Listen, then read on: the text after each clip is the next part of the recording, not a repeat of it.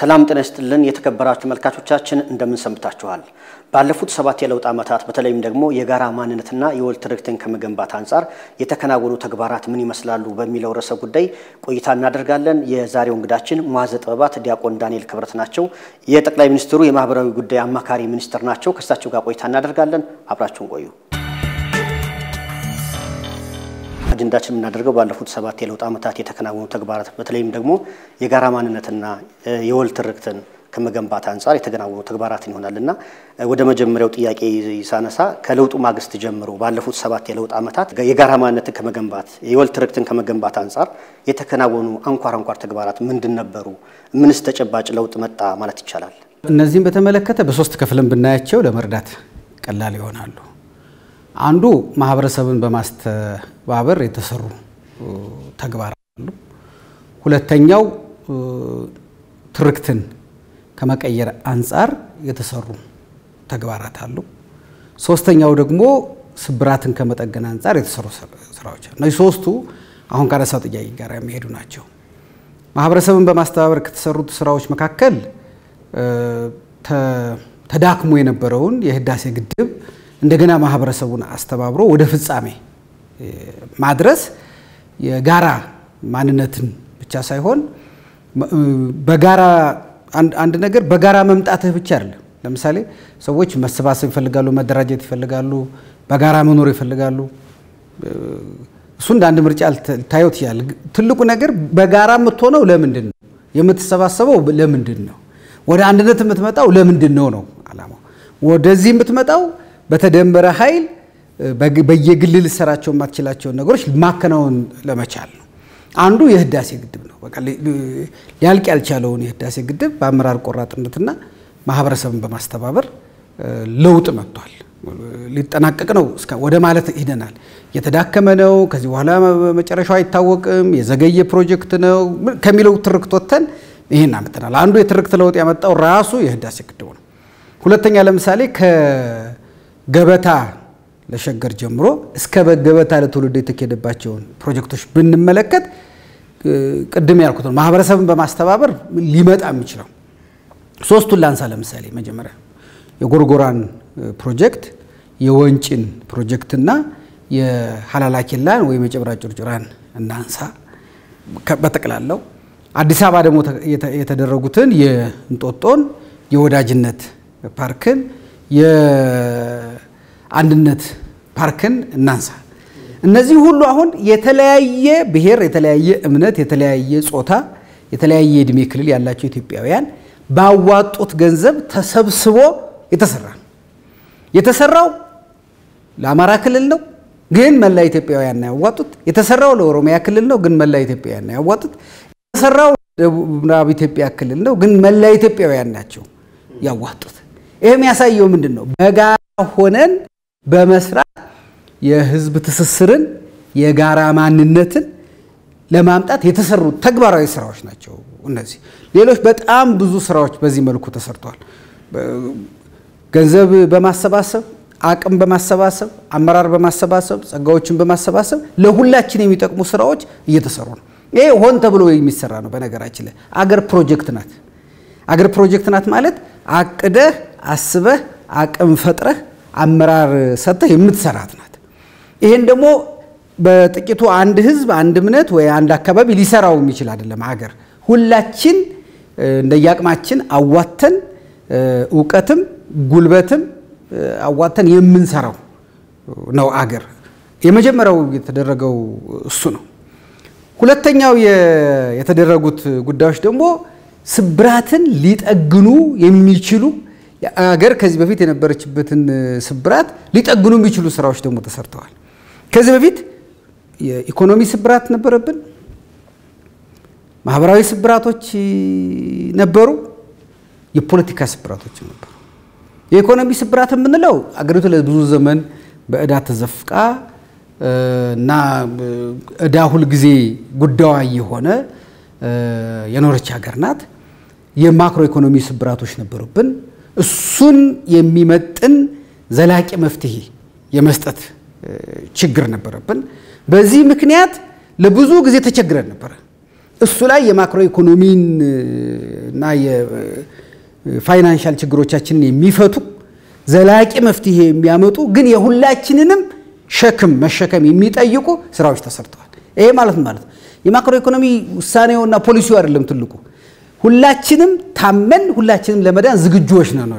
ሁላችን ትንሽ ህመሙን መካፈል አለብን በኋላ ደስታውን ለመካፈል ያንዳንዱ ኢትዮጵያዊ የዚህ ተካፋይ መሆን አለበት ማለት የኢትዮጵያን መከራም የኢትዮጵያም ደስታም እኩል ነው መካፈል ያለብን የሆነ አካል ተደስቶ የሆነ አካል የሚያዝንበት የሆነ አካል ገንዘቡን ወስዶ የሆነ አካል ዕዳ የሚከፍልበት የሆነ አካል ፕሮጀክት ተሰርቶለት የሆነ አካል ደግሞ የዕዳው ተካፋይ የሚሆንበትን እሱን ስብራት በማጥፋት ሁላችንም አቅም የምናዋጣበት ሁላችንም ደግሞ ይሄን ነባር ዕዳ የንባር ስብራት የምንሸከምበት መንገድ ነው እየተከተልን ያለው ስለዚህ እንደዚህ ባሉ መንገዶች ነው የኢትዮጵያን የአንድነት ህብረብሔራዊ አንድነት ለማምጣትና የጋራ ማንነትና የጋራ ትርክት ለመገንባት ጥረቶች ሲደረጉ የነበሩት ባለፉት አመታት ማለት ነው ባለፉት የለውጥ አመታት ብዙ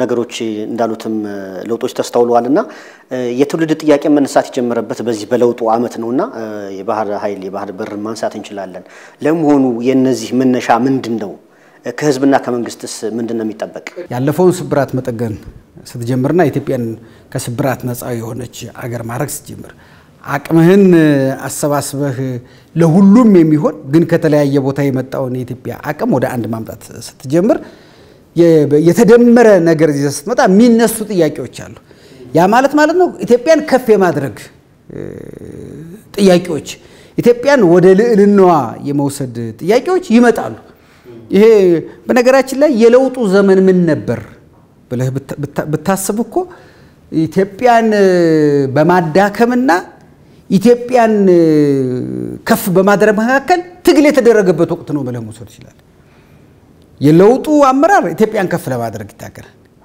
ነባሩና ጎታቹ አኩራፊው አመራር ደግሞ ከኢትዮጵያ ውድቀት ከኢትዮጵያ ድካም ከኢትዮጵያ ስንፍና ወይም ከኢትዮጵያ መከፋፈል ከኢትዮጵያ መበታተን ከኢትዮጵያ ድህነት ነው ማተርፈው ብሎ ነው የሚያስበው በእነዚህ በሁለቱ መካከል ነው ትግል ሲደረግ የነበረው ስለዚህ ኢትዮጵያን ለዕልና ለማስከበር የተነሳው አመራር እያሸነፈ በሐሳብ እያሸነፈ በመጣ ቁጥር ኢትዮጵያን ከፍ የሚያደርጉ ጥያቄዎች መነሳታቸው አይቀሬ ነው ለምሳሌ ኢትዮጵያን የማበልጸግ ጥያቄ የትውልድ ጥያቄ ነው ከቀድሞ ዘመን ጀምሮ የኢትዮጵያ ሊቃን ሲያነሱት የነበረው በኢትዮጵያ ኋላ ቀርነት የማይቆጭ ለምን የኢትዮጵያን ስልጣኔ ታስባለህ ኢትዮጵያ በጸረ ቅኝ ግዛት የነበረችበትን ዘመን ታስባለህ ከዛ ደግሞ እንደገና መልሰህ ኢትዮጵያ ኋላ ቀር ሁለቱ አይሄዱም አብረው ማለት ያልተገዛነን የራሳችን ስልጣኔ የነበረን ህዝቦች ነን ራሳችንን ችለን የኖርን ህዝቦች ነን የማንም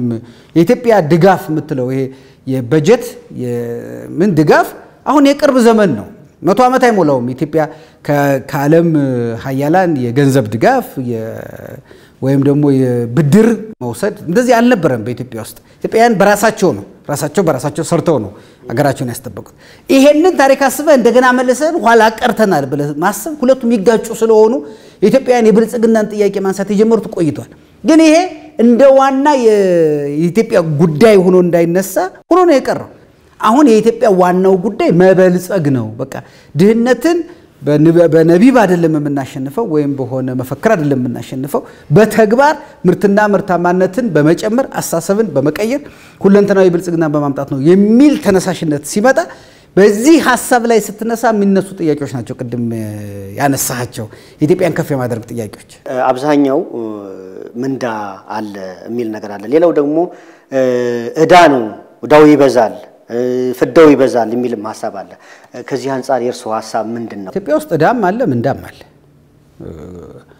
ሁለቱም አሉ ይሄኛ ሀገር ውስጥ ብቻ አይደለም በነገራችን በዓለም ላይ ዕዳ የሌለበት ምንዳም የሌለበት ሀገር የለም ዕዳው የሚመጣብህ ከክፉ ስራና ከስንፍና ነው ከሁለቱ ነው የሚመጣው በአገርህ ላይ በሰራው መጥፎ ስራ ምክንያት እና በአገርህ ላይ ባልሰራው በጎ ስራ ምክንያት ከስንፍናና ከክፉ ስራ የሚመጡ ዕዳዎች አሉ የትኛውም ሀገር ብትሄድ ይሄዳል ምንዳህን የሚያበዛልህ ምንድነው ጸጋህ ነው አሁን ለምሳሌ የኢትዮጵያ ጸጋዎች በጣም ብዙ ናቸው። አራቱን እንኳን እናንሳ። ለምሳሌ የተፈጥሮ ጸጋዎቿ ከታች በጣም ዝቅተኛው ከሚባለው ከዳሎል ጀምሮ እስከ ከፍተኛው ቦታ ራስ ዳሽን ድረስ የኢትዮጵያን ጸጋዎች ማሰብ እንችላለን። የተፈጥሮ ጸጋዎች፣ የአየር ንብረት፣ የገጸ ምድር ጸጋዎች የምንላቸው የገጸ ምድር ጸጋዎች ማለት ነው። ሁለተኛ የኢትዮጵያን የከርሰ ምድር ጸጋዎች፣ ገና አውጥተን ያልጨረስናቸው የከርሰ ምድር ጸጋዎች አሏት። ሶስተኛ የኢትዮጵያ የባህል ጸጋዎች አሏት። የተለያየ ባህል፣ የተለያየ ስልጣኔ፣ የተለያየ አይነት እሴት ያላቸው ህዝቦች አሉ ማለት ለብዙ አይነት ነገሮች መፍትሄ ልታገኝባቸው የምትችላቸው እድሎች አሉ ማለት ነው። ስለዚህ ይሄ የባህል ጸጋ አላት። አራተኛው ደግሞ ባለፉት ዘመናት አጠራቅመናቸው የመጡ ታሪካዊ ጸጋዎች ደግሞ አሉ። ቅርሶች ብትል፣ የአሸናፊነት ታሪኮቻችንን ብትል፣ የጋራ እሴቶቻችንን ብትል፣ በዚህ ሁሉ እነዚህ አራቱ ለምሳሌ ጸጋዎቻችን ናቸው። እነዚህን ጸጋዎች ስንሰራባቸው ምንዳ ይሆናሉ፣ ስንተኛባቸው ዕዳ ይሆናሉ። እነዚህን ለግንባታ ለሀገር ግንባታ ስንጠቀምባቸው ምንዳ ይሆናሉ። እነዚህን ራሳችንን ለመግደል ስንጠቀምባቸው ዕዳ ይሆናሉ። ለምሳሌ በዓለም 2-3 ሀገሮች ልንጠቅስ እንችላለን እኮ በማዕድን ሀብቶቻቸው በዓለም ላይ የማይገኙ ማዕድናት አገሮች የሆኑ ምናልባት በዓለም ላይ ያሉ የ150 ሀገሮች ማዕድናት በአንድ ሀገር ሰብስበው የምናገኝባቸው። ከነዚህ ሀገሮች አንዳንዶቹ በድህነት የሚማቀቁ ሀገሮች ናቸው። ከጦርነት ያልተላቀቁ ሀገሮች ናቸው። ህዝቡ በፈተና ያለባቸው ሀገሮች ናቸው። አየህ ለምን? እነዚህ ሀገሮች ውስጥ ለክፉ ስለተሰራ ጸጋው ምን ሆኗል? ዕዳ ሆኗል። አንዳንድ ሀገሮች ውስጥ ደግሞ እንደገና የዚህን ያህል ማዕድን ሳይኖራቸው የባህር ዳርቻ ስላላቸው የህዝቦች ትስስርና አንድነት ስላላቸው ውስጣቸው የዳበረ ባህል ስላላቸው ጥቂትም ቢሆን ደግሞ የከርሰ ምድር ሀብት ስላላቸው ደግሞ ከነዚህ ሀገሮች በጣም ቢያንሱም በዚህ ምክንያት ሰርተው ጸጋቸውን ደግሞ ወደ ምንዳ ቀይረውታል። ስለዚህ ይሄ ነው የበዛው የትኛው ሰንፈናል ወይስ በርትተናል፣ ተኝተናል ወይስ ነቅተናል የሚለውን ነው መገምገም ያለብን እንጂ የትም ሀገር ዕዳም አለ ምንዳም አለ። አሁን እየመጣ ያለው ለውጡ ላይ እየመጣ ያለው ለውጥ ምንድነው? ምንዳን የማብዛት ዕዳን የመቀነስ ነው። አየህ ይሄ ዕዳ ሁለት አይነት ዕዳ ነው። አንድ የወረስከው ዕዳ አለ ባለፉት ዘመናት በተሰራ ክፉ ስራና ባለፉት ዘመናት በነበረ እንቅልፍ ምክንያት የወረስነው ዕዳ አለ። ሁለተኛ ደግሞ አሁን እንደማንኛውም ትውልድ ደግሞ አንተ ላይ ደግሞ የሚመጣ ዕዳ አለ። ያለፈው ትውልድ ብቻ አይደለም ሰነፍና ክፉ እኮ አሁንም ሰነፍ አለ፣ አሁንም ደግሞ ክፉ አለ። ይሄም ደግሞ የሚፈጥረው ዕዳ አለ። ይሄ ትውልድ ሁለቱንም የማቃለል ኃላፊነት ተሸክሞ ነው እየሰራ ያለው። ስለዚህ ነው መፍጠንና መፍጠር አለብን እኮ ምንለው ያለ ምክንያት እኮ አይደለም። ካልፈጠንና ካልፈጠርን ሁለቱ ዕዳ አንቀው ይይዙናል። አንዱ ከፊት ሆኖ ወደ ኋላ ይገፋል፣ አንዱ ከኋላ ሆኖ ወደ ኋላ ይጎትታል። ስለዚህ ከዚህ ለማምለጥ የምትችለው ልክ አውሮፕላን ከምድር ለመነሳት የሚችልበት አንዱ ሚስጥር ፍጥነት ነው። የምድር ስበትን የሚያሸንፍበት አንዱ ሚስጥር በፍጥነቱ ምክንያት ነው። መንኮራኩር ከምድር ስበት ተላቃ ወደ ህዋ የምትሄድበት አንዱ ሚስጥር ፍጥነት ነው። ስለዚህ አየህ ከጎታች ስበቶች ልትላቀቅበት የምትችለው አንዱ ሚስጥር ፍጥነት ስለሆነ መፍጠን አለብህ። ፈጥነህ ደግሞ ዝም ብሎ መሮጥ ብቻ ሳይሆን መፍጠርም ጭምር አለብህ። አዳዲስ መፍትሄዎችን ምን ማለት ነው? በነባር ችግሮችን በነባር መፍትሄዎች ልትፈታቸው አትችልም። ወይም ደግሞ በተለመደው መንገድ የተለመደውን ነገር እየሰራህ ብትቀጥል የተለመደው ቦታ ላይ ነው የሚያደርሱ። ስለዚህ ሌላ መንገድ መፈለግ አለብህ። ሌላ ዘመንን ቶሎ የሚቀይሩ ሀብትህን ቶሎ እንድትጠቀም የሚያደርጉ አሳሰብህን ቶሎ ቀይረህ ወደ ብልጽግና ልትሄድባቸው የምትችል ሌላ ደግሞ ነገር መፍጠር አለብህ። በእነዚህ በሁለቱ ነው ዕዳዎችህን እየቀነስክ ከቻልክ እያጠፋህ ምንዳዎችህን እየጨመርክ የምትሄደው እና እንደኛ ስራ ነው እንደለውጡ ስራ ምንዳ ነው የሚበዛው ነው ምንለው እኛ። ለምን ዕዳ ለመቀነስ ነው የተነሳ ነው። ለዕዳ ትኩረት አንሰጥም፣ ለስንፍና ትኩረት አንሰጥም፣ ለክፉ ስራዎችም ትኩረት አንሰጥም። ትኩረታችንን ለአዎንታዊ ስራዎችና ለብርታት ነው እየሰራን። ስለዚህ የለውጡ ፍልስፍና ምንዳን ማብዛት ነው። ስለዚህ ምንዳችን ነው እየበዛ ያለው ብለን ነው የምናምነው። በዚህ መጽሐፍ ላይም በደንብ እንደተገለጸው ኢትዮጵያውያን በአራቱም አቅጣጫ ያለነው ኢትዮጵያውያን ለህብረ ብሔራዊነት ትርክት ለህብረ ብሔራዊ አንድነት የሚያገለግል ታሪክ እንዳላቸው እዚህ ጋር ተገልጿልና ስለ ህብረ ብሔራዊ አንድነትና ስለ አብሮነት ብናነሳ እንዴት ነው ህብረ ብሔራዊ አንድነትን ማምጣት የምንችለው? ብሔራዊነት ትርክት እንዴት ይገነባል? በነገራችን ላይ ህብረ ብሔራዊ አንድነትን መጀመሪያ እውቅና ከመስጠት ነው የምንጀምረው። እውቅና መስጠት ማለት ነው ኢትዮጵያውያን ህብራዊም ናቸው አንድም ናቸው ብለን ከመቀበል ነው። ይሄ መቀበል አለብን። ይሄንን የምንቀበለው ስለሚጠቅመን እንዳይመስልህ እውነት ስለሆነ ነው። በቃ ይሄ እውነት ነው። ወዲያና ወዲህ የማንልበት እውነት ነው። የኢትዮጵያን ህብረ ብሔራዊ አንድነት ኢትዮጵያውያን ህብር ናቸው። የጾታ ህብር አላቸው፣ የሃይማኖት ህብር አላቸው፣ የባህል ወይም የቋንቋ ህብር አላቸው፣ የእድሜ ህብር አላቸው።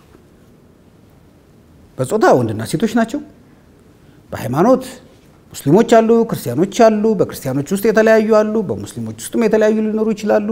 ሌላም እምነት የሚከተሉ አሉ።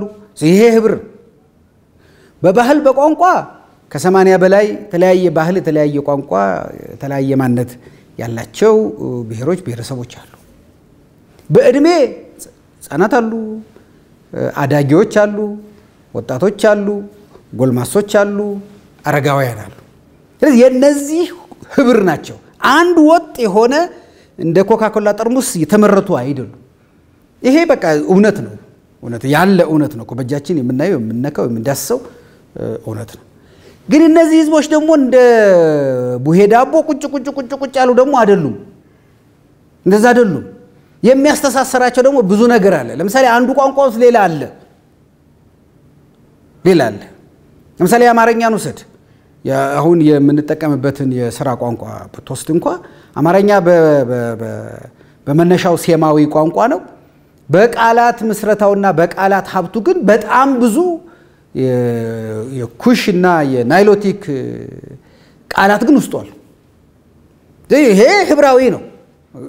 በአንድ በኩል አንድ ቋንቋ ነው ደግሞ በሌላ በኩል በዛ መጽሐፌ ላይ እንደጻፍኩት ለምሳሌ የአክሱም ስልጣኔ ውስጥ በጣም ብዙ ህዝቦች ነበሩ። የሮሃ ስልጣኔ ውስጥ የጎንደር ስልጣኔን፣ የሸዋ ስልጣኔን፣ የጅማ ስልጣኔን ወደታች ብትሄድ የከፋን የዳውሮን ስልጣኔ፣ የሃዲያን፣ የጉራጌን፣ የሐረሪን ወደ ላይ ብትሄድ ማነው የአፋርን ወደ ምስራቅ ስትሄድ የሶማሌ እነዚህን ሁሉ ህዝቦች ስልጣኔ ውስጥ ብትሄድ የሌላ ህዝብ አስተዋጽኦ የሌለበት የለም። የሌላ ህዝብ አስተዋጽኦ አለበት። ከአንዱ ቦታ ወደ ሌላ ቦታ ቢያንስ በሶስቱ ምክንያቶች ያልሄደ ህዝብ የለም። አንዱ በሃይማኖት ምክንያት ሃይማኖቶች እስልምናም ክርስትናም ከአንዱ ቦታ ወደ ሌላ ቦታ መሄድን ወይም መምጣትን ያበረታታሉ። በተሳላሚነት፣ በተማሪነት፣ በአስተማሪነት በተለያየ ምክንያት። ሁለተኛ በንግድ ምክንያት የሲራራ መስመሮቻችን ከምዕራብ ተነስተው ምስራቅ፣ ከምስራቅ ተነስተው ምዕራብ፣ ከደቡብ ተነስተው ሰሜን፣ ከሰሜን ተነስተው ደቡብ እንዲሁም በመሃሉ ሲሄዱና ሲመጡ ነው ያሉት። በዚህ ምክንያት የባህል የሸቀጥ ልውውጦች ነበሩ። ከዛ ሶስተኛው ደግሞ በተለያዩ የተፈጥሮ ምክንያቶች ወረርሽኝ ሲነሳ ከወረርሽኙ ቦታ አንድ ህዝብ ተነስቶ ሌላ ቦታ ይሄዳል። ወይም የመሬት መንቀጥቀጥ እንዳሁኑ የሆነ ነገር ሲፈጠር እንደዚሁ ተነስቶ ይሄዳል። ወይም እዛ አካባቢ ተፈጥሮ ጦርነት ቢነሳ ትቶ ይሄዳል። ወይም እዛ አካባቢ ሌላ እንደዚሁ በቃ ሰዎች ለምሳሌ የግጦሽ መሬት ቢያጥራቸው ግጦሽ መሬት ፍለጋ ተነስተው ይሄዳሉ። ተነስተው ሄዱ ማለት ነው ሌላ ባህል ሌላ ቋንቋ ያለው ማህበረሰብ ጋር ይተሳሰራሉ። በእነዚህ ምክንያቶች ደግሞ ኢትዮጵያውያን አንድ ሆነን እንድንኖር ያደረጉን ደግሞ ምክንያቶች አሉ፣ የጋራ ማንነቶች አሉ። ይሄ ደግሞ አንድነታችን የሚያሳይ ነው። ስለዚህ አንድነታችን ህብረ ብሔራዊነታችንን ሳይጠቀልለው፣ ህብረ ብሔራዊነታችን አንድነታችንን ሳይከፋፍለው፣ አንድነቱ የመተሳሰሪያ ጠንካራ አቅም ሆኖ ህብራዊነቱ የልዩ ልዩ ሆነን እንደ ጥለት የመዋቢያ ወይም የተለያየ ጸጋ ባለቤት የመሆኛ ጌጥ ሆኖ የኖርንበት ነው።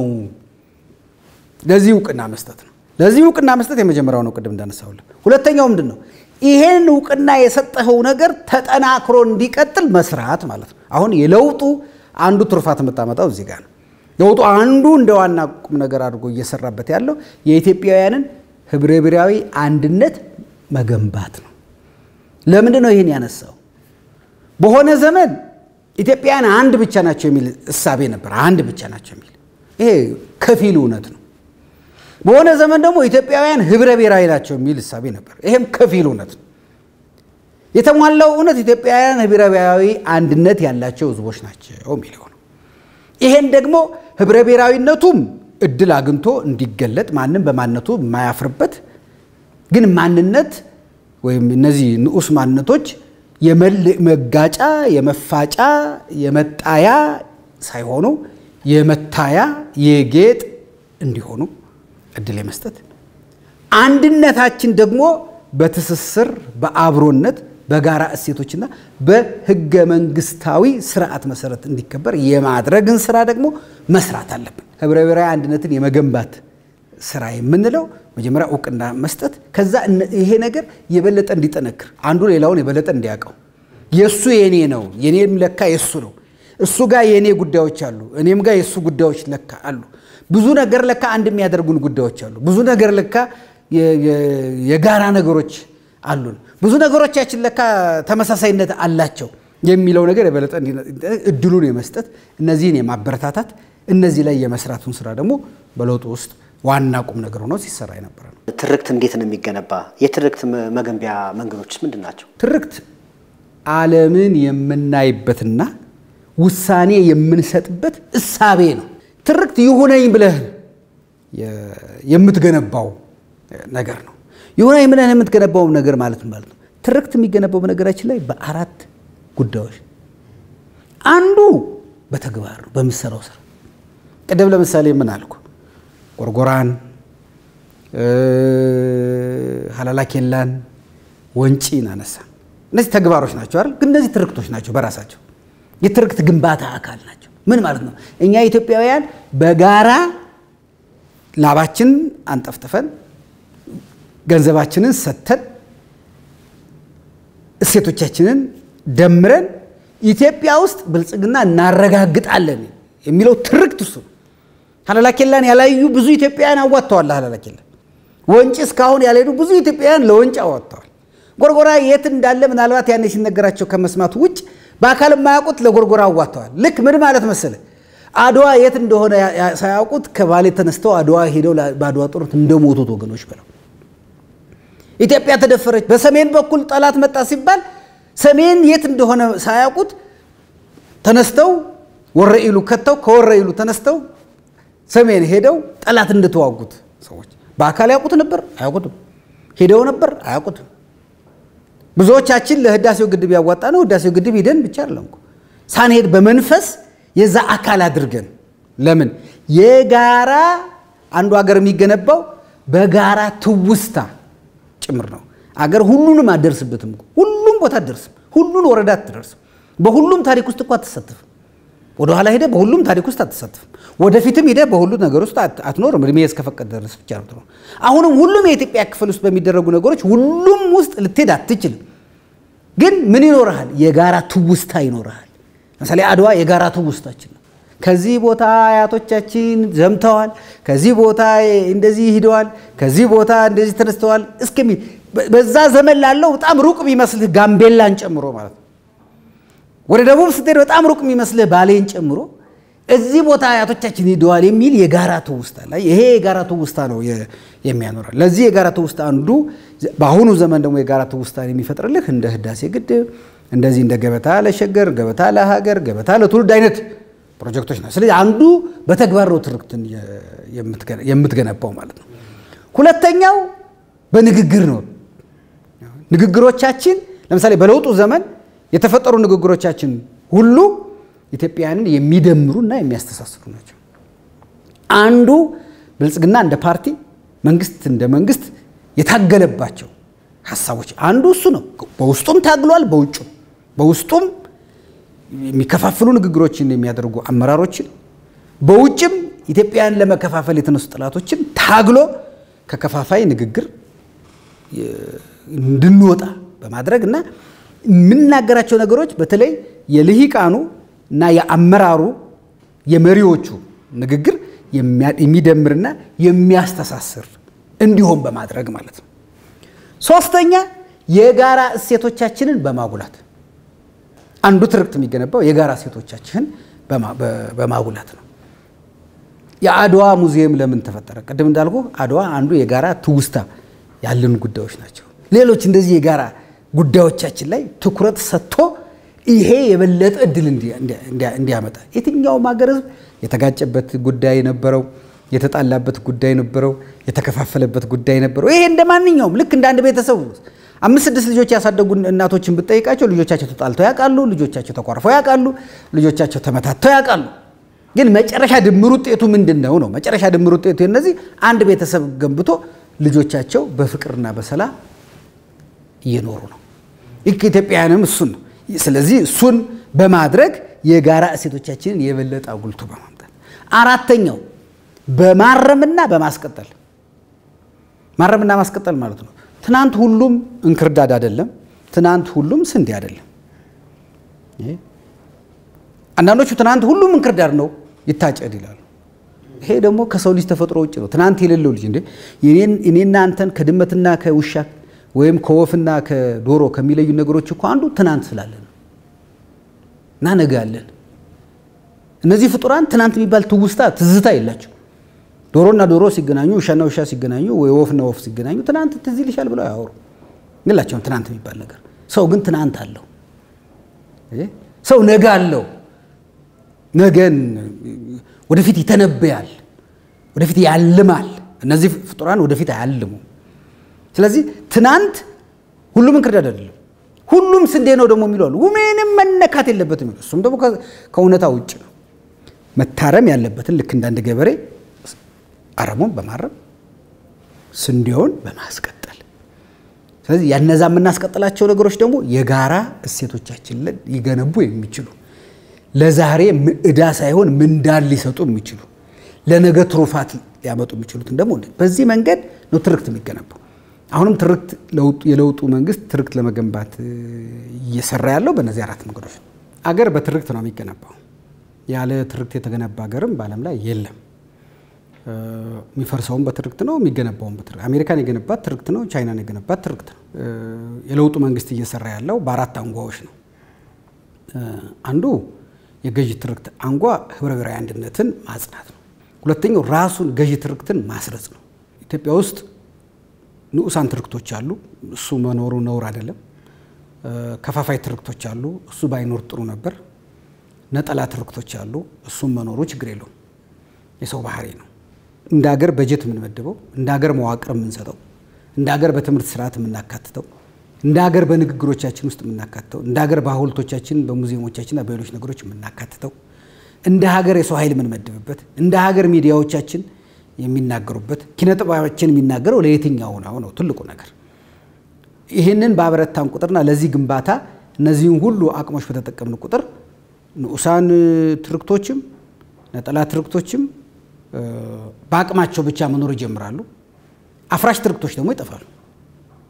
ስለዚህ ሁለተኛው የገዥ ትርክት ግንባታ ነው። ሶስተኛው ብሔራዊ ጥቅምን ማስከበር ነው። የትኛውም ወገን ተቃዋሚም ይሁን ደጋፊ፣ ሙስሊምም ይሁን ክርስቲያን፣ ወጣትም ይሁን ሽማግሌ፣ ሴትም ይሁን ወንድ፣ ውጭ ሀገርም ያለ ውስጥ ሀገር ያለ የኢትዮጵያዊ ነኝና የኢትዮጵያ ነኝ ካለ በኢትዮጵያ ብሔራዊ ጥቅም ላይ አይቆምርም። ለምሳሌ የባህር በር የኢትዮጵያ ብሔራዊ ጥቅም ጉዳይ ነው። የህዳሴ ግድብ የኢትዮጵያ ብሔራዊ ጥቅም ጉዳይ ነው። የኢትዮጵያ ሉዓላዊነት፣ የግዛት አንድነት፣ የኢትዮጵያ ነጻነት የኢትዮጵያ ብሔራዊ ጥቅም ጉዳዮች ናቸው። ስለዚህ ይሄ ነው አንዱ እሴት። አራተኛው ደግሞ ሁለንተናዊ ብልጽግና ነው። ሁለንተናዊ ብልጽግናን የሚያመጣ መሆን አለበት ትርክታችን። ህብራዊ አንድነትን የሚፈጥር መሆን አለበት። ገዢ ትርክትን የሚያጸና መሆን መቻል አለበት። የኢትዮጵያን ብሔራዊ ጥቅም የሚያስከብር መሆን አለበት። ሁለንተናዊ ብልጽግናን የሚያረጋግጥ መሆን አለበት።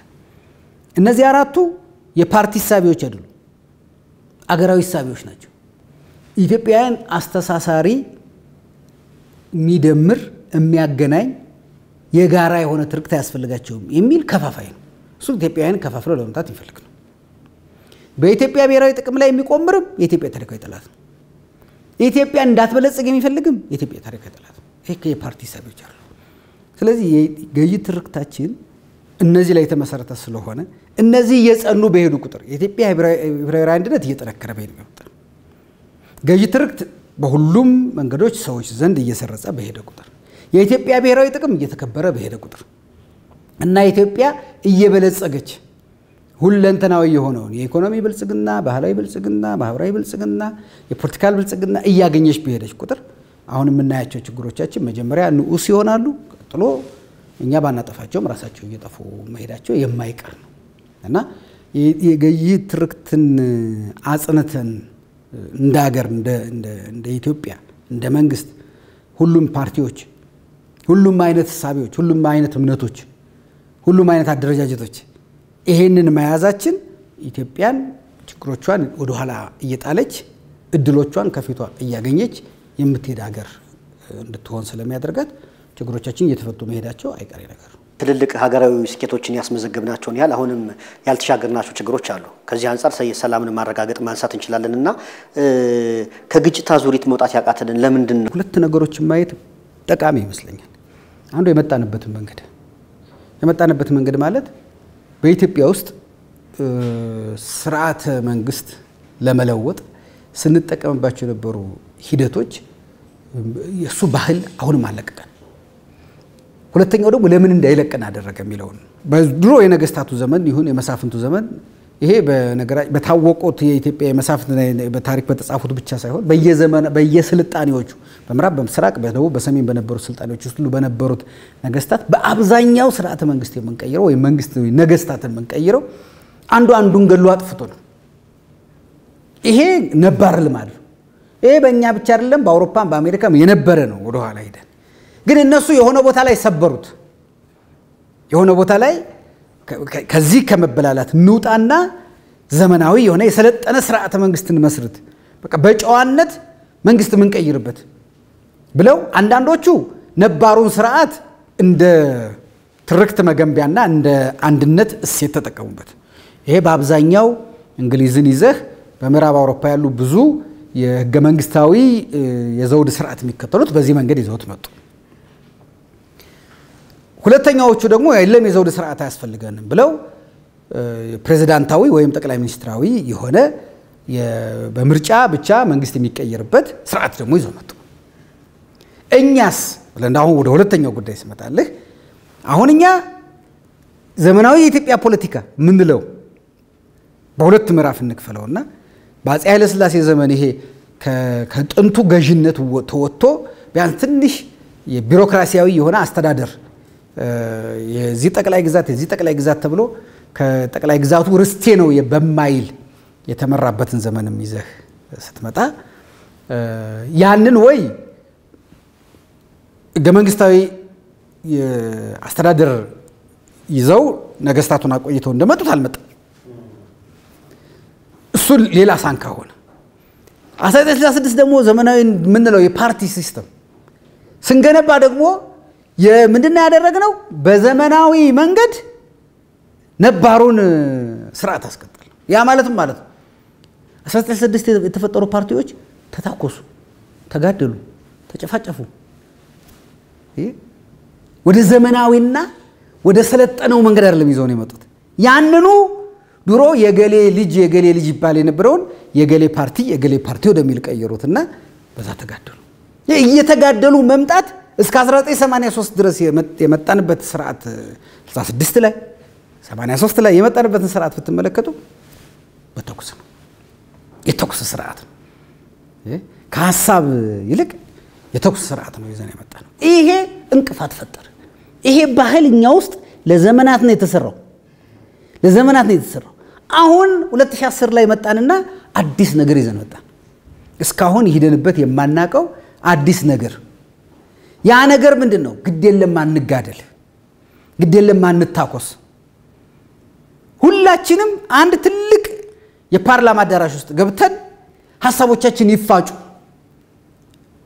ወራዲዎቻችን አይደለም መፋጨት ያለባቸው ሐሳቦቻችን ይፋጩ ስለዚህ መልአኩም ሰይጣኑም ብርሃኑም ጨለማውም ጨረቃውም ፀሐዩም እሳቱም ውሃውም ኑን ንከራከር ንፋጭ ሲባል ሐዲስ ነገር ነው ለኢትዮጵያ ልማድ የለመደ ልማድ ያሰርቃል ከማድ ይባላል አንድ ሰው በጣም ልማድ ካለበት ለራሱ ምግብ አቅርበህለት ብላ ብለኸው ከራሱ ምግብ ይሰርቃል እንዲሰርቅ የሚያደርገው ማጣቱ ሳይሆን ልማዱ ነው ማለት ነው አየህ ምክንያቱም የቀረበው ምግብ ለሱ ነው ይሄ ልማድ ስላለብን እንዴት አድርገን አሁን ወደዚህ መንገድ እንምጣ ይሄ አዲስ መንገድ ሆነብን ስለዚህ ወደ ነበርንበት ወደ ጥንት ልማዳችን ተመለስን ማለት ነው አሁን የምታየው ግጭት የዚህ ጥንተ አብሶ ውጤት ነው የዚህ ኦሪጂናል ሲን ስላልተላቀቅን ነው በአንድ ጊዜ ልንላቀቅ ስለማንጂ በጣም ቀላሉ መንገድ ነው መሳሪያ አንስቶ ጫካ መግባት በእኛ ሀገር በነገራችን ላይ የኖርንበት ነው ፉከራዎቻችን ውስጥ አለ የትውስታዎቻችን ውስጥ አለ የታሪክ መጽሐፎቻችን ውስጥ አለ ዘፈኖቻችን ውስጥ አለ ቀረርቶቻችን ውስጥ አለ በጣም ቅርቡ ነው በቃ መሳሪያ አንስቶ መሄድ በጣም ቅርቡ በሐሳብ መከራከር ይሄኛው በጣም አዲስ ባህል ነው ብሎ መቻለን ይመጣል በነገራችን ላይ ሲሰድብህ ሲወቅስህ ካንተ የተለየ ነገር ሲያመጣ አይሄኮ ጠላቴ ሳይሆን ተፎካካሪ ነው ብሎ ማሰብ በጣም ከባድ ነው ለኛ ለኖርንበት ሺህ ዓመት ነው የኖርንበት አዲስ ነገር ነው በነገራችን 36 አብዮት ሲመጣ የኢትዮጵያን እንደ ጉልቻ ብናየው ሶስቱን ምሰሶዎች ሰብሮ ነው የመጣው በቃ ኢትዮጵያ ውስጥ የነበሩ ሶስቱ ምሰሶዎች አገር ቁማበት የነበረው ሶስቱ ምሰሶ አንዱ አገር ቁማበት የነበረው ሃይማኖት ነው አንዱ አገር ቁማበት የነበረው ንጉሳዊ ስርዓት ነው አንዱ አገር ቁማበት የነበረው ትምህርት ነው ሃይማኖት በእስልምናም በክርስትናም ኢትዮጵያ ረጅም ዘመን በቃ እነዚህ እምነቶች በዓለም ላይ መሰበክ ሲጀምሩ መጀመሪያ የመጡባት ሀገር ናት ንጉሳዊ ስርዓት ለረጅም ዘመን የነበርንበት ነው ይሄ በዋናው ንጉሳዊ ስርዓት ብቻ ሳይሆን ጅማ ብትሄድ ዳውሮ ብትሄድ ከፋ ብትሄድ ወደ ደቡብ ዲያ ብትሄድ ስልጤ ብትሄድ ጉራጌ ብትገባ ወደ ታች ወላይታ ብትሄድ እስከታች ጋሞ ጎፋ ያልክ ብትሄድ ንጉሳዊ ስርዓት የነበርንበት ነው ከተውስታችን ውስጥ ያለ ጉዳይ ሶስተኛው ትምህርት ነው ኢትዮጵያውያን ለትምህርት በጣም ቦታ አላቸው ይሄን የምታየው በአብነት ትምህርት ቤቱም ይሁን በመድረሳ ትምህርት ቤቱ ልጆቻቸውን ሰጥተው እንደዚህ ልጆች መምህር ያለበት ቦታ ከናት ከአባቶቻቸው ወጥተው ሄደው ሲማሩ ያ የሚያስተምረው መምህር ትምህርት ይሰጣል አካባቢው ማህበረሰብ ደግሞ ምግብ ይሰጣል ለማያቃቸው ተማሪዎች እና በዚህ ተነሳ የ14ኛው መቶ ክፍለ ዘመን ንጉስና ሊቅ የነበረው ዘርዓ ያዕቆብ እስመ ጽሙዓን ለትምህርት ብሔረ ኢትዮጵያ ሄራን ይላል ደጋጎቹ ኢትዮጵያውያን ትምህርትን በጣም የተጠሙ ናቸው ይላል ትክክል ለዚህ ነው ከሰሜን ተነስቶ ደቡብ ከደቡብ ተነስቶ ሰሜን ማያቀው ህዝብ ይሄዳል ያ ማያቀው ህዝብም ደግሞ የማያቀው አይደለም ይሆን እንደሚያቀው አርጎ ተንከባክቦ ሊቅ ያፈራል ስለዚህ እነዚህ ሶስቱ ምን አደረገ ንጉሱን ገደለና የት እንደቀበራቸው እንኳን ሳይታወቅ ተማሪዎቹ እርስ በርሳቸውም ከደርግም ጋር ተጨፋጨፉና በየቦታው ያፓነህ መኢሶንህ ኢዲዮነህ ምናምን ነህ እየተባለ በየመንገዱ እየወደቀ የተማረ ይግደለኝ በሚል ማህበረሰብ ውስጥ የተማረ ሰው እርስ በርሱ ሲጨፋጨፋየ የተማረ ሰው በሐሳብ ፍጭት ሳይሆን በጠመንጃ ሲፋጫየ የተማሩ ሰዎች የገዛ መሪዎቻችን ሲገሉአየ የደርጉ ስርዓት ደግሞ እነዚህን የተማሩ ሰዎች ሲገሉአየ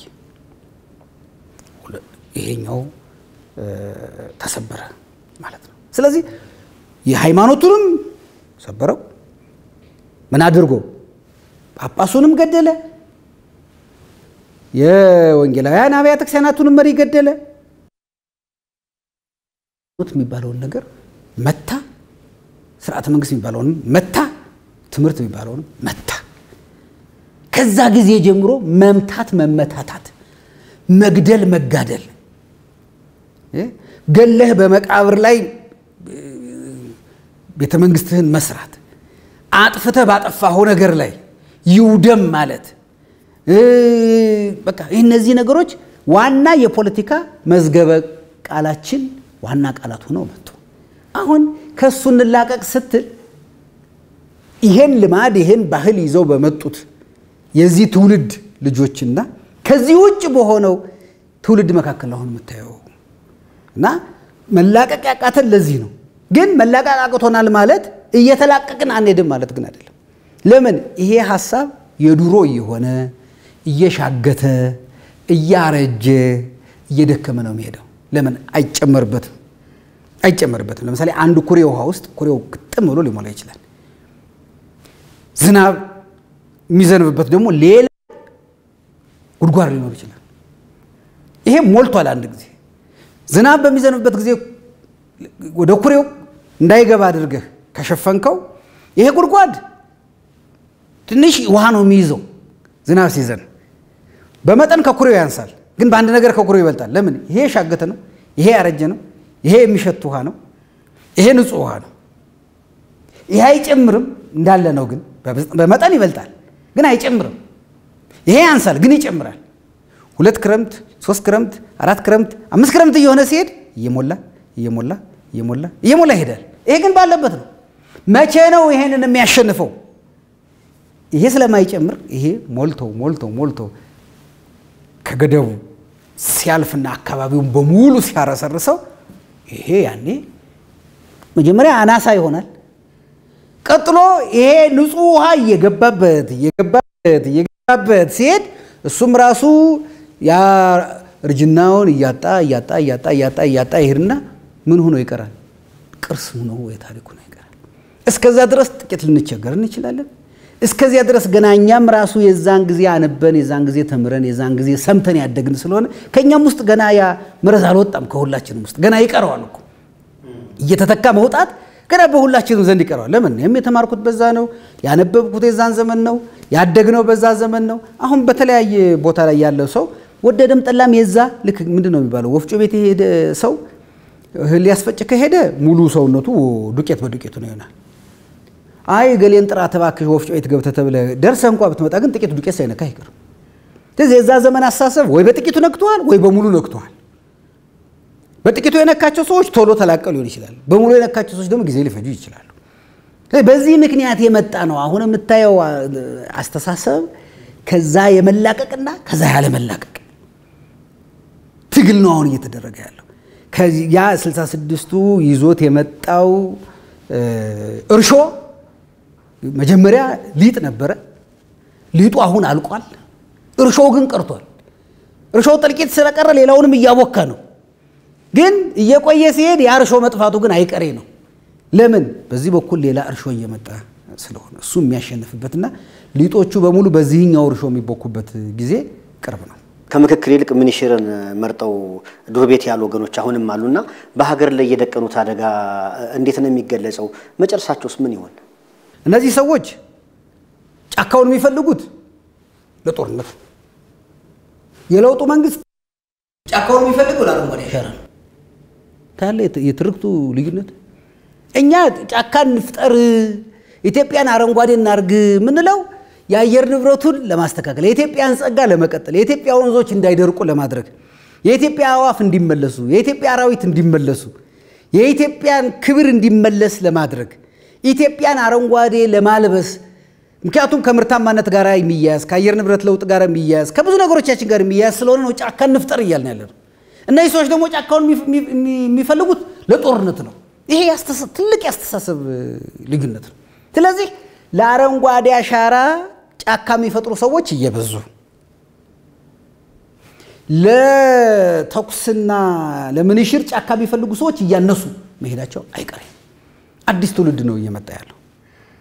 ይሄ በሚሆንበት ጊዜ ጫካዎቻችን የዱር ቤቴ መባያ ሳይሆኑ የመዝናኛ፣ የአራዊት መፈንጫ፣ የአዋፍ መዘመሪያ፣ የምንጮች መፍለቂያ፣ የአፈር መጠበቂያ እየሆኑ ሲሄዱ አሁን ያልከው ጉዳይ እየተሸነፈ ነው። አሁንም እየተሸነፈ ነው። ይሄ አስተሳሰብ እኮ ከህዝብ ውስጥ እየወጣ ነው። እነሱም የመጨረሻ ሙከራቸውን እያደረጉ ነው። ይሄ በነገራችን ላይ የመጨረሻ ሙከራ ነው። እየቀረ የሚሄድ ነው። እየቀረ ነው የሚሄደው። ለምን? በቃ ያንን ትውልድ የሚቀልበው አስተሳሰብ፣ ያንን ትውልድ የሚያፈራው አስተሳሰብ አሁን የለም። የነዚህ ሰዎች ጉዳይ እያለቀ እንደሚሄድ የተጠራቀመ ዱቄት ብለው የተጠራቀመ ዱቄት ተወሰነ ጊዜ ተጋግረዋል፣ ግን እያለቀ ነው የሚሄደው እስካልተካበት ድረስ። አይተኩም ማይተኩ ናቸው። በቃ የመጨረሻዎቹ ናቸው እነዚህ። ከዚህ በኋላ እነሱ የሚተካ ትውልድ አይመጣም። የመጨረሻውን ነው እያደረጉ ያሉት። ትውልዱ በዚህኛው በኩል ነው የሚተካው እንጂ በእነሱ ወገን የሚተካ ትውልድ ስለሌለ የመጨረሻዎቹ ናቸው። ምናልባት ቀጣው ትውልድ ወይ ሁለተኛና ሶስተኛ የሚነሳው ትውልድ ስለነዚህ ሰዎች በታሪክ መጽሐፍት ነው የሚያነበው፣ በተቀረጹ ፊልሞችን ነው የሚያየው፣ ወይ ወደፊት በትምህርት ነው የሚያገኛቸው፣ በአካል አያገኛቸው። ስለዚህ አሁን እርሶ እንግዲህ በሃይማኖትም በመንግስትም የኢትዮጵያን ማህበራዊ ሴቶች እንደጻፈ ሰው በአሁኑ ሰዓት የተለያዩ የማህበራዊ ቀውሶች ይስተዋላሉና የሰሞኑን ጉዳይም የብርቱካንን ጉዳይ ማንሳት እንችላለን። እንዲህ አይነት ጉዳዮች ምን ያሳያሉ? የብርቱካንን ኬዝ ማን ነው የፈጠረው ብትል እነዚህ ትርክት ሰባሪዎች ናቸው የፈጠሩት። በጀት መድበው ሰው ኃይል መድበው ድርሰት ደርሰው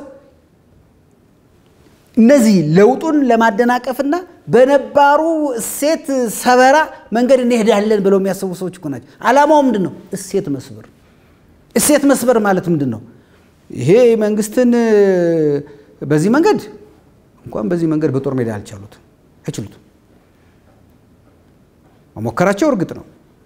በብዙ ነገር በጦር ሜዳ ተሸንፈዋል፣ በብዙ ነገር ተሸንፈዋል፣ ዓለም አሁን እየተመቻቸው አይደል? ብዙ ነገር ተሸንፎባቸዋል። ስለዚህ እንዲህ አይነት የውሸት ድራማዎችን እየሰሩ መምጣት የሚገርም አይደለም። በቃ የተሸነፈ ሰው ልማዱ ነው እንዲህ አይነት ነገር። ሁሉ ጊዜ በጦርነት የተሸነፈ ሰው እኮ ወይም በሌላ ውጊያ የተሸነፈ ሰው የሚያደርገው ምንድነው? በወሬ ነው የሚያሸንፈው። ለወሬ ጊዜ አለው። ስለዚህ በሱ ወሬ ያሸንፋል። እነዚህ ሰዎች ደግሞ እሴት መስበር ልማዳቸው።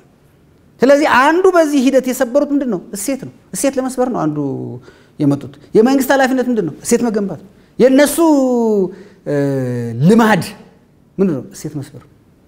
ሴት እህቶቻችን ነገ ችግር ገጠመን ቢሉ እንዳይታመኑ ሰዎች ሁሉ ጊዜ እንደዚህ አይነት ነገሮችን ውሸት ናቸው ብለው እንዲያስቡ የሚያለቅሱ ሰዎች በውሸት ነው የሚያለቅሱት ተብሎ እንዲታሰብ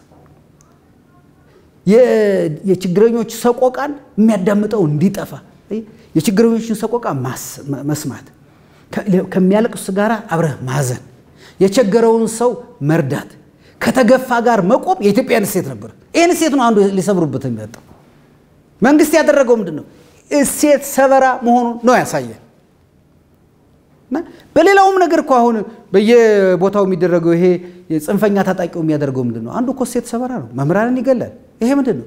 ኢትዮጵያን የተማረ ግደለኝ በሚል የኢትዮጵያ ማህበረሰብ ውስጥ መምህራንን እንደመግደልና አትማር እንደማለት የእሴት ሰበራ አለ።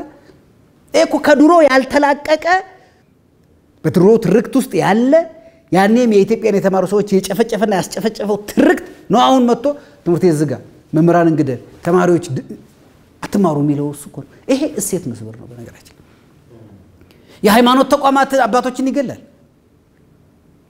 የሃይማኖት ተቋማት እንዳይታመኑ ያደርጋል። እሱ ብቻ አይደለም። ሰዎች የድሮዎቹ ሽፍቶች እኮ በጣም የተሻሉ ናቸው ወዳጅ። የድሮ ሽፍታ ተማሪ አይነካም። ሸቀጥ ካንዱ ቦታ አንዱ ቦታ ሲሄድ ምናልባት ከንደው ከያስከው ቋጠሮ አብላኝ አጠጣኝ ይላል እንጂ ገበያ አይበትንም።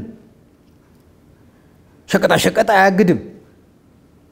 ህክምና የሐኪም አይነካም። ባህላዊ ሐኪም እንኳን ቢሆን አይነካም። ትምህርት ዝጓይ ለማብነት ትምህርት ቤቶችና መድረሳ ትምህርት ቤቶችን አያዘጋም። አሁን እኮ ከድሮ ሽፍታ የባሰ ነው። ለምን? በሽፍትነቱ ላይ ድንቁርና የጨመረ ነው። እሴት መስበርን ዓላማ አድርጎ የመጣ ነው። ከትምህርት በላይ ምን እሴት ተሰብራለ? ዛሬ እህቶቻችን በየገጠሩ ይደፈራሉ። በየአካባቢው እናቶቻችን መከራ ያያሉ። ይሄ እሴት ሰበራ ነው። ዛሬ መኪኖች ማገት፣ አግተ ገንዘብ ለመቀበል መሞከር፣ ይሄ እኮ እሴት ሰበራ ነው። እና አንዱ የለውጡ ትግል ነባር ሴቶቻችንን እና ጠንካራ የሆኑትን ነባር ሴቶች በጣም መያዝ አዳዲስ እና የጋራ ሊሆኑ የሚችሉ ዘመናዊ ሴቶቻችንን መገንባት ነው። የነዚህ ሰዎች ደግሞ ምንድነው? ነባሩንም መስበር አዲሱንም መስበርና አገሪቱን እሴት አልባ ማድረግ ነው። ትግላችን አገርን ያለ እሴት ሊያስቀር ከመጣ ጽንፈኛ ጋር እና ሊገርመን አይገባም። ባህሪያቸው ነው፣ ጠባያቸው ነው። ከዚህ ውጭ ዕውቀት የላቸው። የመጨረሻ ዕውቀታቸው ልክ ነው ያሳዩን በሷ የመጨረሻውን ዕውቀት በቃ የሚችሉትን የመጨረሻ ምንድነው የምትችሉት ቢባሉ ይሄን ነው ያሳዩ። አንዱ ስብራት የእሴት ስብራት ነው። እሴቶቻችን ነው ባለፉት ዘመናት ሲሰበሩ የኖሩት። እሴት ገንቢዎቹም ጭምር ነው ሲሰበሩ የኖሩት። ለምሳሌ የሃይማኖት ተቋማት ለምንድነው በለውጡ ሶስቱን ትልልቅ የሃይማኖት ተቋማት ለማጠናከር መንግስት ትግል ያደረገው? ተበትኖ የነበረውን የኦርቶዶክስ ሲኖዶስ ወደ አንድ፣ ሁለት ተከፍሎ የነበረውን የእስልምና ጉዳዮች ጠቅላይ ምክር ቤት ጉዳይ ወደ አንድ፣ ከዛ በፊት አንድ ወጥ ተቋማት ያልነበራቸውን የወንጌላውያን አብያተ ክርስቲያናትን ጉዳይ ወደ ካውንስል ለምን ማምጣት ተፈለገ? እሴቶቹን ብቻ ሳይሆን ባለፉት ስንሰብረው የነበረው እሴት ጠባቂዎቹንም ሰብረናቸዋል። ስለዚህ እሴቱ ቢኖር ጠባቂ አልነበረው። ይሄ ለውጡ ግን ምንድነው? እሴቱን ለማምጣት እሴት ጠባቂውን ላምጣው አለና እሴት ጠባቂውን አመጣው። ሌላው እሴት ጠባቂ ማን ነበር? ትምህርት ቅድም ተሰበረ ያልኩ እሴት ጠባቂውን ትምህርት ሪፎርም አድርጌ የኢትዮጵያን እሴቶች በአገር በቀል መንገድ እንዲያመጣ ላርገው አለና የትምህርት ሪፎርምን አመጣ። እሴት ጠባቂውን ካላመጣው እሴቱን ስለማታመጣው። ሌላው ሶስት በህግ እሴቱ ሲጠብቅ የነበረው መንግስት ነው። ይሄን መንግስት ደግሞ ሪፎርም አድርጌ በአራያ በምሳሌነት እሴት እንዴት እንደሚጠበቅ አሳያለሁ። በህግ አሳያለሁ፣ በፕሮጀክት አሳያለሁ፣ በአራያነት ደግሞ አሳያለሁ ብለው ጠቅላይ ሚኒስትሩ የሚሰሯቸውን ስራዎች በሙሉ የእሴት ግንባታ ናቸው። በየሃይማኖት በዓላቱ የሚያስተላልፉት መልእክት ዋና ዓላማው እሴት ግንባታ ነው። እሴት ግንባታ ነው። የኢትዮጵያን ታሪካዊ፣ ባህላዊ፣ ማህበራዊ ቅርሶችን ራሳቸው ተነሳሽነት ወስደው ለመስራትና ለማሰራት የሚያደርጉት ጥረት እሴት ግንባታ ነው። አገር በቀል ኢኮኖሚ ሪፎርም፣ አገር በቀል እሳቤ ያለና መደመርን አመጣ። መደመር ውስጥ የምታያቸው እሴቶች በሙሉ አገር በቀል እሴቶች ናቸው። እነዚህ አገር በቀል እሴቶች ግን በሐሳብ ከፍ ብለው በማህቀፍ ወይም ደግሞ በቅንብር ረቀው እሳቤ እንዲሆኑ አደረጋቸው። ይሄ መንግስት ከነበረበት የትርክት ሰባሪነት ወደ ትርክት ገንቢነት የመጣው ነውና በዚህ መንገድ ነው ለውጡ ላይ እነዚህ ነገሮች እያመጣ ነው ያለው። ይሄ ነገር እስኪጠገን ድረስ እንዲህ አይነት ነገሮች ሊያጋጥሙን የሚችሉበት እድል አለ። እንግዲህ አሁን ባለንበት ዲጂታል ዓለም ውጊያው ሳይበር ጦርነት ነውና ዜጎች ትክክለኛ መረጃ ለማግኘት ምንድነው ማድረግ ያለባቸው? ዛሬ እኮ ነው የዲጂታል ዓለም የመጣው። ነገ ደግሞ ምን እንደሚመጣ እናውቅም። ሌላ ዓለምም ደግሞ ሊመጣ ይችላል። ሌላ ሁላችንንም የሚነዳ ነገር ደግሞ ሊመጣ ይችላል። ከ10 ከ15 ዓመታት በፊት እኮ የሳተላይት ሲመጣ ብዙ ሰው አዲስ ሆኖበት ነበር። አሁን ደግሞ የሳተላይት ዘመን እያለፈ በስልክ ነገ ደግሞ ምናልባት ጣትህ ላይ ሁሉ ነገር የምታገኝበት ዘመን ሊመጣ ይችላል። ወይም በሐሳብህ ነገሮችን ሁሉ ልክ አሁን ከስልክ የምታገኘው ከሐሳብ የምታገኝበት ዘመን ሊመጣ ይችላል። አናውቅም። ምን ጊዜም እንትኑን ፕላትፎርሙን አይደለም ተከትለን መሄድ ያለብን።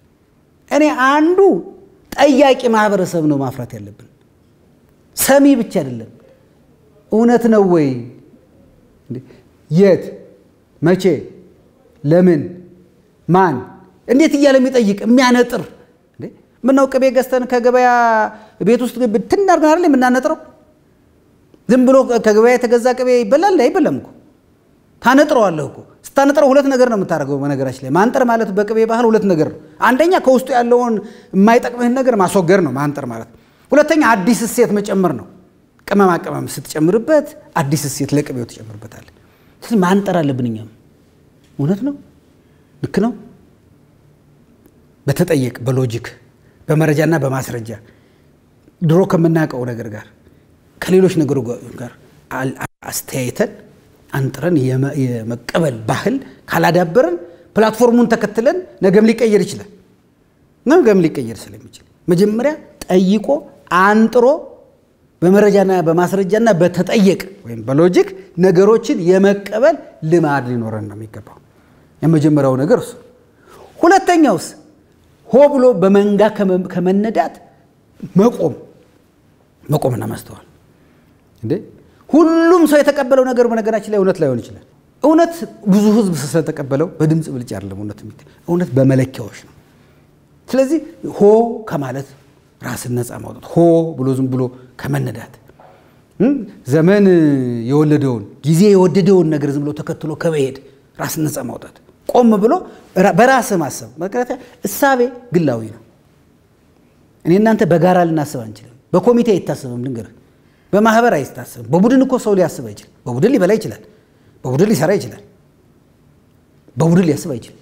ይሄ ነገርን ማንጠር እንደ አንድ ባህል፣ በመንጋ አለመነዳትን እንደ አንድ ባህል ካልያዝ ነው ነገ ፕላትፎርሙን ተቀይሮ እኛ ግን መታላችን አይቀርም። ተመልካቾቻችን እንግዲህ ባለፉት 7 ዓመታት በተለይም ደግሞ የጋራ ማንነትና የትርክት ግንባታ ላይ መንግስት ያከናወናቸውን ተግባራት በተመለከተ የነበረን ቆይታ ይህን ይመስል ነበር። አብራችሁን ስለነበራችሁ እጅግ አድርገን እናመሰግናለን።